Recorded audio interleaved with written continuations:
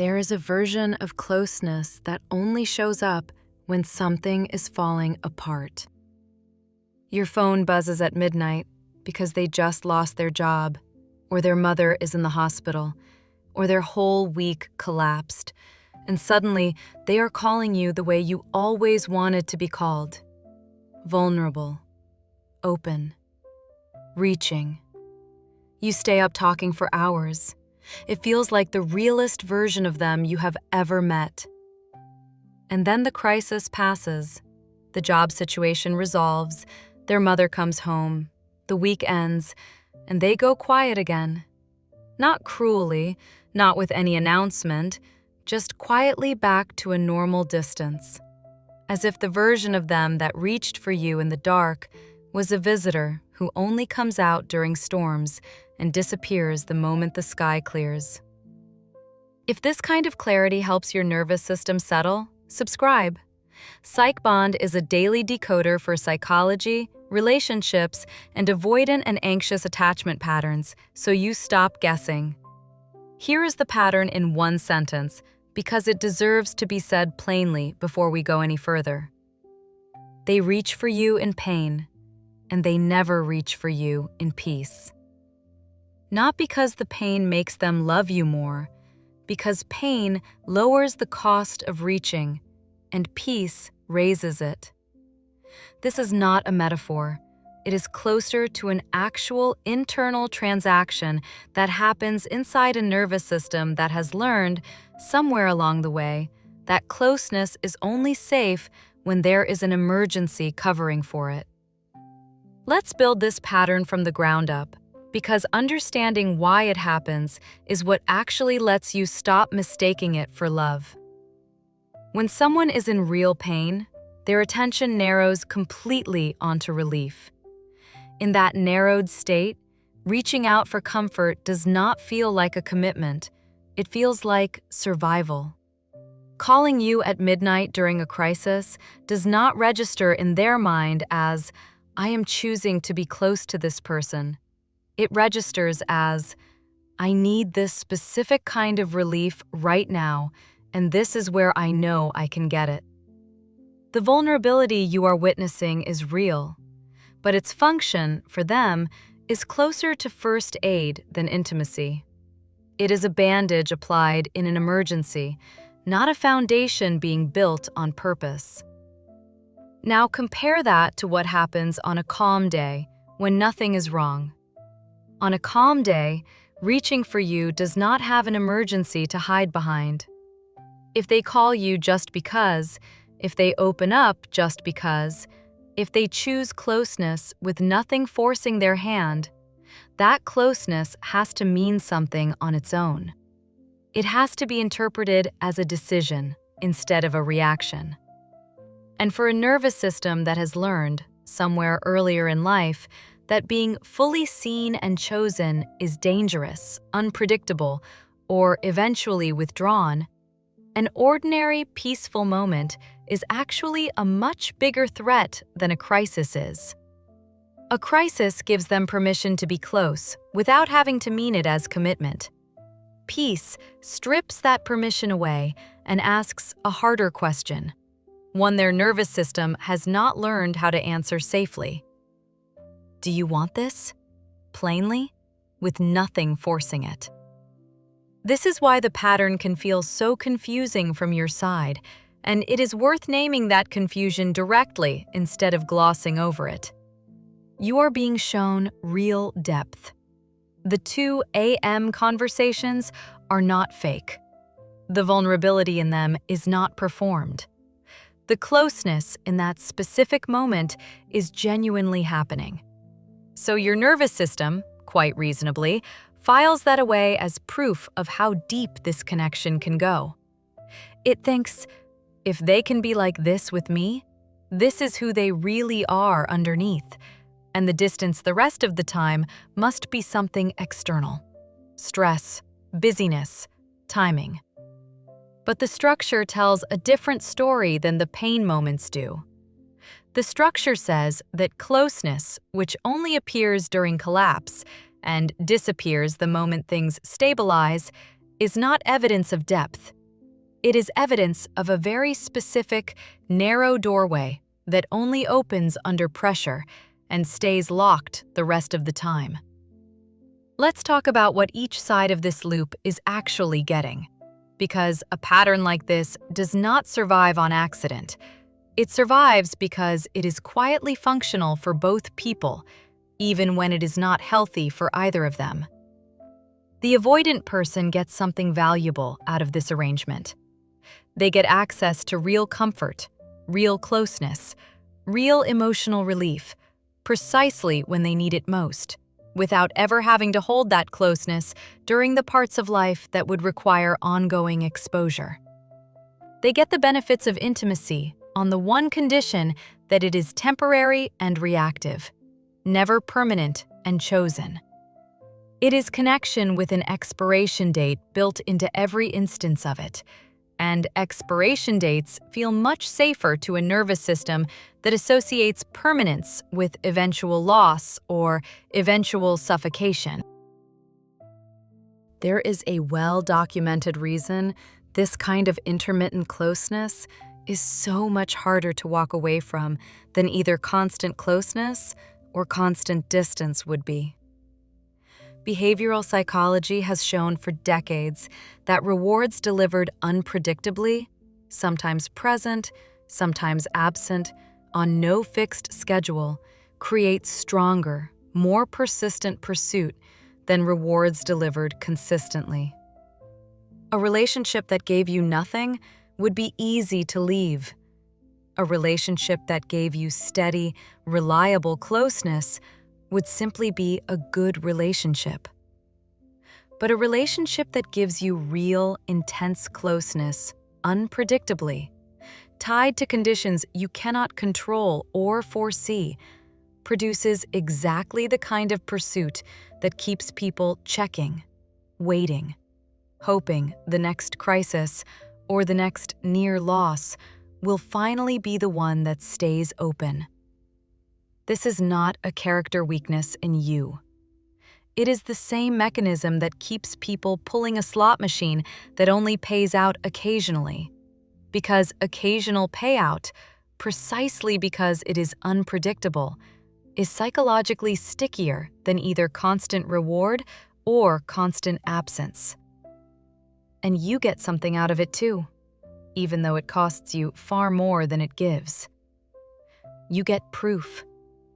Real, undeniable proof that they are capable of exactly the kind of closeness you are hoping for, delivered in exactly the moments your own nervous system is primed to remember most vividly, because crisis moments imprint harder than calm ones do. This is not a coincidence, and it is not your fault. Human memory is built to encode high-intensity emotional moments far more strongly than ordinary ones. So even if 90% of your relationship happens in the quiet, undramatic middle distance, the 10% that happens during collapse is what your mind keeps replaying as evidence, because it was encoded with so much more emotional weight.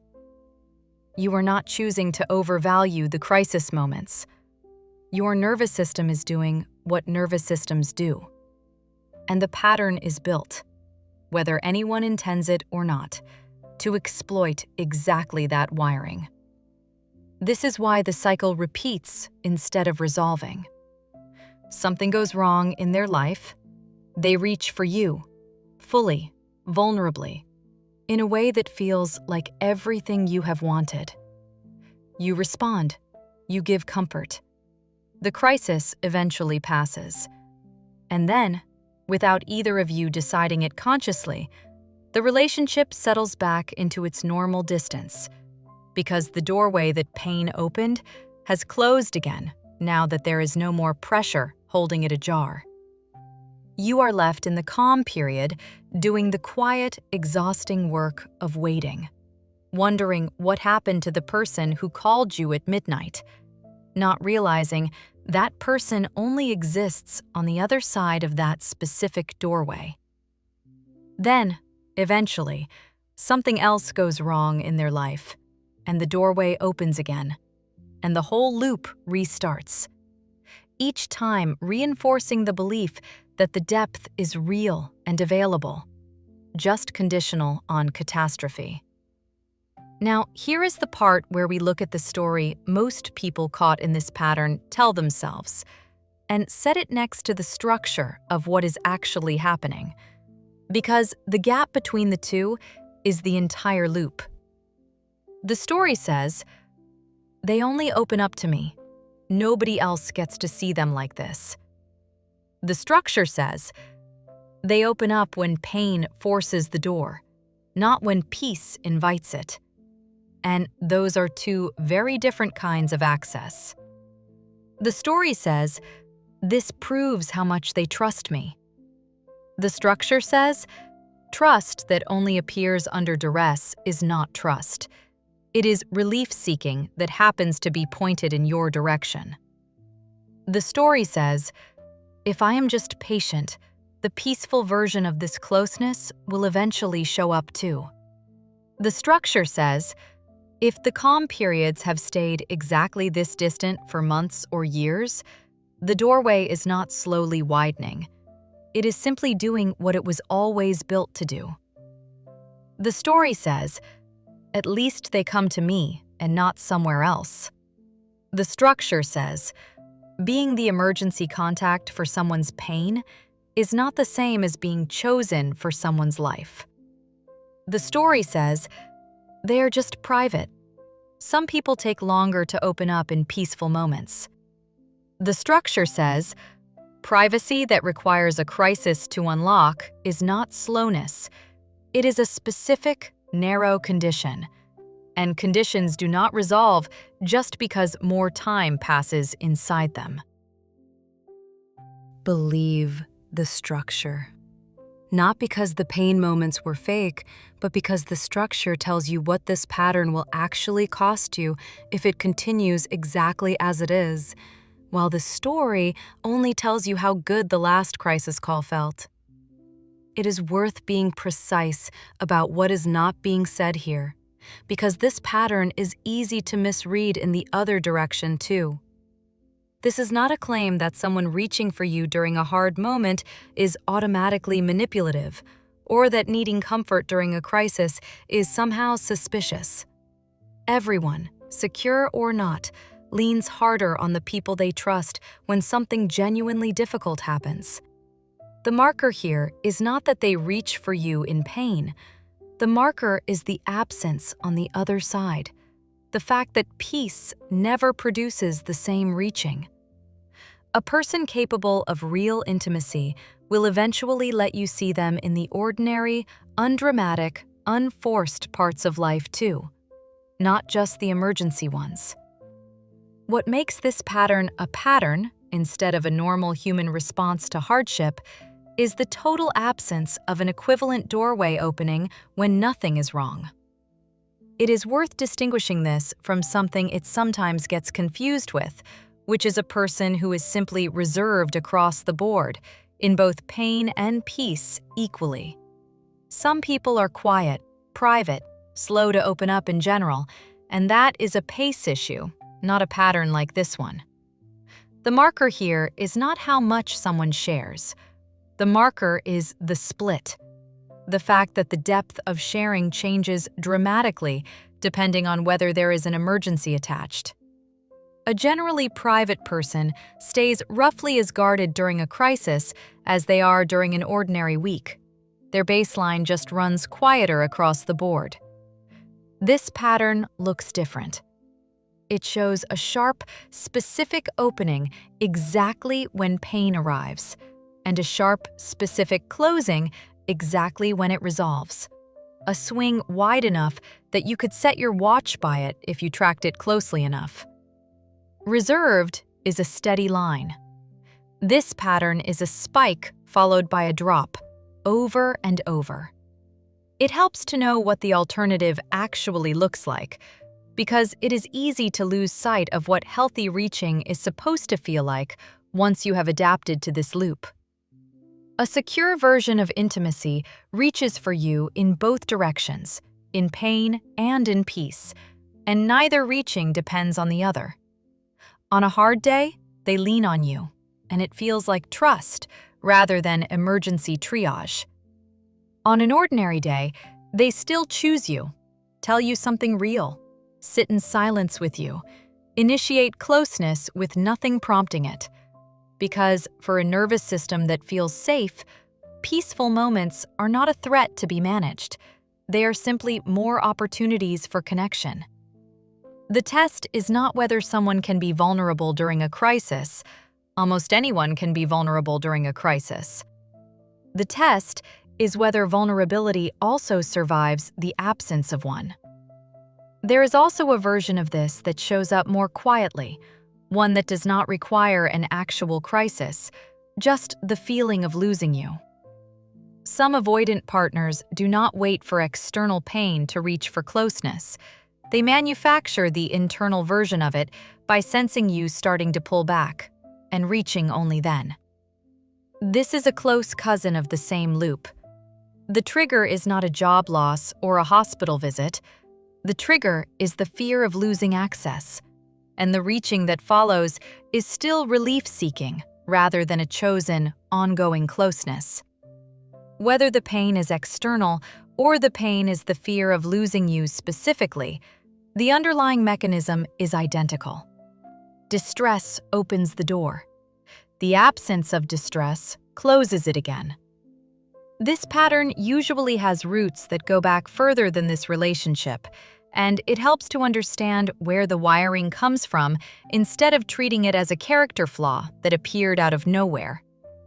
For a lot of people who develop this specific shape of avoidance, closeness in childhood was inconsistent, available mainly during moments of crisis. A parent who showed up emotionally during an emergency, but stayed distant, distracted, or unavailable during ordinary days. A nervous system raised on that pattern learns a very specific lesson early. Connection has to be earned through urgency, because ordinary, unforced attention was never reliably offered. That lesson does not disappear in adulthood. It just changes shape. The adult version does not consciously think, "I only deserve closeness during emergencies." It simply has never learned what safety feels like when nothing is forcing the moment.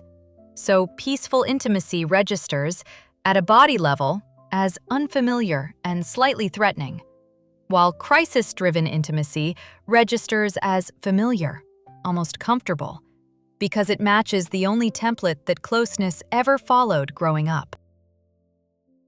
Let's talk about what this does to your own nervous system over time. Because living inside this loop for long enough starts to reshape you in ways that are easy to miss from the inside.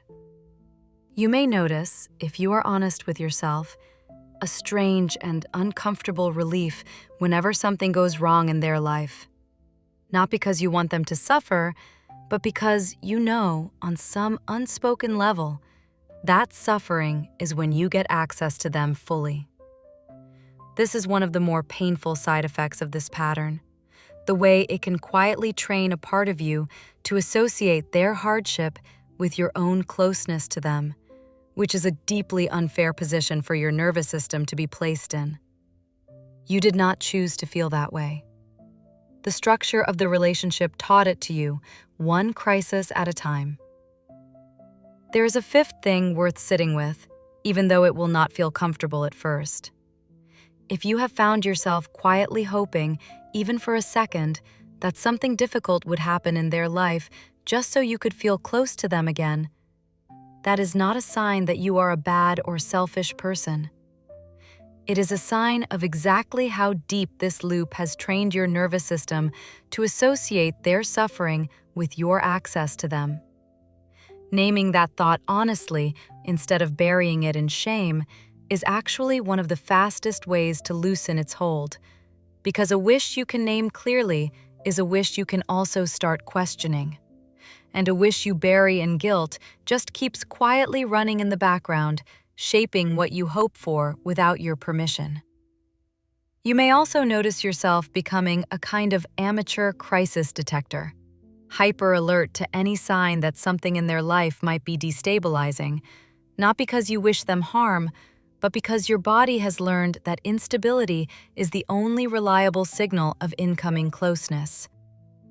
You call it patience, being understanding, giving them space, because those words feel kinder than the truth, which is that you have quietly organized your own expectations around scarcity so that ordinary closeness starts to feel like too much to ask for, instead of the baseline it was always supposed to be.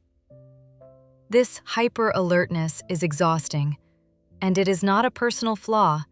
It is a direct, logical adaptation to a relationship that has taught your nervous system that peace equals distance and crisis equals access. Anyone placed in that same structure long enough would develop the same radar. You can watch this exact rhythm repeat across completely different situations, which is part of what makes it so disorienting each time, because a new crisis always feels like a fresh moment of closeness instead of the same mechanism firing again. It shows up when their car breaks down and they call you before anyone else, and for one evening, you are the most important person in their world. It shows up when a friendship of theirs falls apart and they need somewhere to put the grief, and suddenly you are getting the kind of late-night honesty you have been waiting months for. It shows up when they are sick, genuinely unwell, and let you take care of them in a way that feels, finally, like real intimacy. And then the car gets fixed, the friendship drama settles, the illness passes, and the closeness recedes right along with the crisis that carried it in. Not because anything was said, but because the doorway that opened under pressure was never wired to stay open once the pressure lifted. So what does this actually mean, practically? Without turning this into a lecture on how to fix another person's nervous system, because you cannot manufacture their sense of safety during peace, and trying to will only exhaust you further. The first thing worth doing is separating the crisis closeness from the relationship itself. The crisis closeness is real, but it is not the whole relationship. It is a narrow, specific channel that opens under specific conditions. You are allowed to value what happens in that channel without mistaking it for proof of what is available the rest of the time. The second thing worth doing is starting to actually track the pattern instead of only feeling it. Notice, honestly, whether real emotional presence has ever shown up for you during an ordinary, peaceful week with nothing forcing it. Not a single warm text. An actual sustained period of chosen closeness with no crisis attached. If you search your memory and cannot find one, that absence is the most important piece of structural evidence you have. More important than any single crisis night, no matter how real it felt. The third thing, and this is the one that actually tests the pattern instead of just naming it, is noticing what happens when you bring the same need for depth into a peaceful moment, instead of waiting for one to arrive naturally. Not a confrontation, not an accusation, just an ordinary ask for presence on an ordinary day, when nothing is wrong. Something as simple as asking them to talk about something real with you this week, with no crisis attached. Their response, or their retreat from the question, will tell you far more about what is actually possible here than another crisis ever could. Because it tests the exact thing the pattern depends on: closeness with nothing forcing it.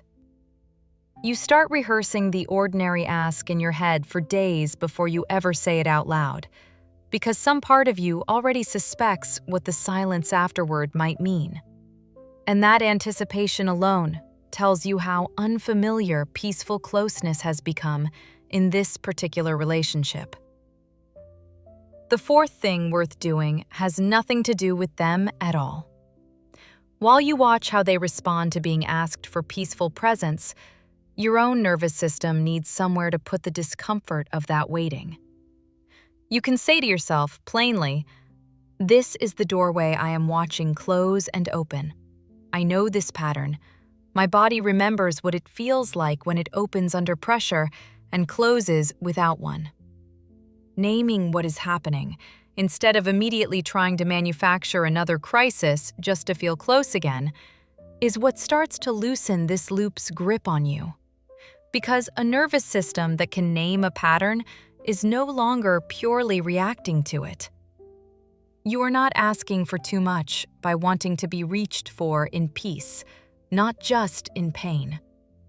Crisis closeness can be real and still not be enough. Because a relationship built only out of emergencies is not a relationship. It is a rotation of rescues. What you actually need is not more crises to prove the depth exists.